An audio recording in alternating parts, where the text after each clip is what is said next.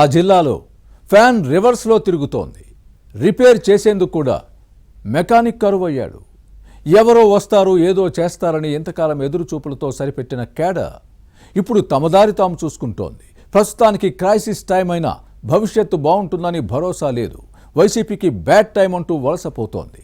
ఇంతకీ ఏ జిల్లాలో ఈ పరిస్థితి ఉంది? ఫ్యాన్ పార్టీని రైట్ డైరెక్షన్లో నడిపే నేతలు లేరా?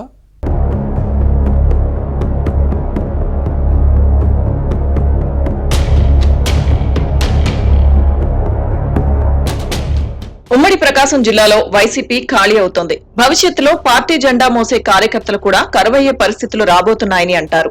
ప్రతిపక్షంలో ఉన్నప్పుడు పార్టీ నేతలు పరుగులు పెట్టాల్సిన సమయంలో పడుకున్నారన్న విమర్శలు వస్తున్నాయి. ఇప్పుడు ఎన్నికలు లేవు కదా, వచ్చినప్పుడు చూసుకుందాంలే అన్న నిర్లిప్త ధోరణి కనిపిస్తుంది. వచ్చే ఏడాది మున్సిపల్ ఎన్నికలున్నా అధికార కూటమిని తట్టుకుని నిలబడే పరిస్థితి లేదన్న భావన ప్రబలుతోంది. అంతదానికి ఇప్పటి నుంచే ఎగిరిపడ్డం ఎందుకని ఫ్యాన్ పార్టీ నేతలు మిన్నకుండిపోతున్నారు. ఇప్పటికే ముఖ్యమైన లీడర్లు గుడ్ బై చెప్పి కూటమి పార్టీలో చేరారు. మరికొందరు అధికార పార్టీల నేతలతో టచ్ లో ఉన్నారు. వీరితో పాటు మున్సిపల్ కార్పొరేటర్లు, కౌన్సిలర్లు కూడా కూటమిలో చేరుతున్నారు. దీంతో నియోజకవర్గాల్లో బలం కోల్పోతున్నామన్న టెన్షన్ ఫ్యాన్ పార్టీ నేతల్లో కనిపిస్తుంది. గత ఎన్నికల్లో ఘోర పరాజయం తర్వాత జిల్లాలో ఫ్యాన్ పార్టీ గడ్డు పరిస్థితులను ఎదుర్కొంటోంది. పార్టీ ఇన్ఛార్జీలు నియోజకవర్గాలకు ముఖం చాటేశారు. దీంతో వైసీపీ మున్సిపల్ కార్పొరేటర్లు, కౌన్సిలర్లు తమ పొలిటికల్ ఫ్యూచర్ కోసం పార్టీల వైపు పరుగులు తీస్తున్నారు.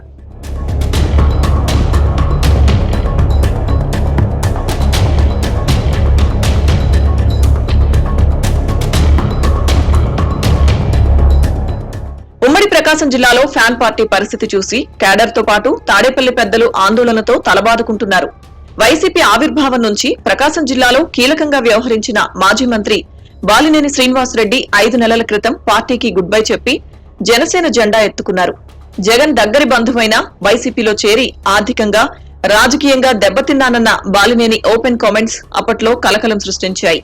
ఎన్నికల్లో ఓటమి తర్వాత బాలినేని వైసీపీతో గ్యాప్ మెయింటైన్ చేయడంతో ఈ మాజీ మంత్రి అనుచరులుగా ముద్రపడిన Ongole mayor Gangada Sujatha, deputy mayor Vemuri బుజ్జితో పాటు 19 మంది కార్పొరేటర్లు తమ పొలిటికల్ ఫ్యూచర్ ని చక్కదిద్దుకునేందుకు టీడీపీలో చేరారు. బాలినేని శ్రీనివాసరెడ్డి జనసేనలో చేరిన తర్వాత వైసీపీ కార్పొరేటర్లతో మరో 20 మంది జేఎస్పీ తీర్థం పుచ్చుకున్నారు. దీంతో ఒంగోలు వైసీపీ ఖాళీ అయింది.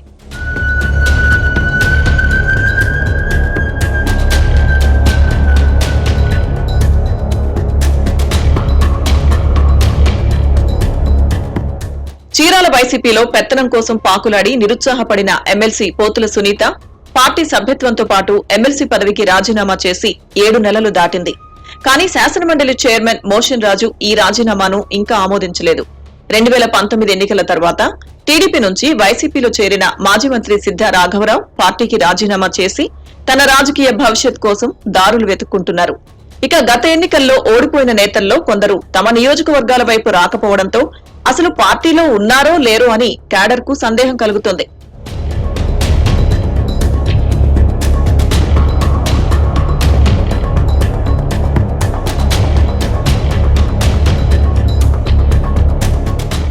మరోవైపు ఇప్పటికే వైసీపీ ఖాతాలో నుంచి చేజారిపోయిన ఒంగోలు కార్పొరేషన్ బాటలోనే మున్సిపాలిటీలు కూడా నడుస్తున్నాయి.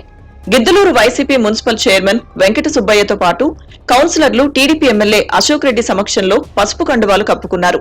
చీరాల మున్సిపాలిటీలో 16 మంది వైసీపీ కౌన్సిలర్లు గతంలోనే తెలుగుదేశం శాసనసభ్యుడు కొండయ్య సమక్షంలో సైకిల్ ఎక్కారు.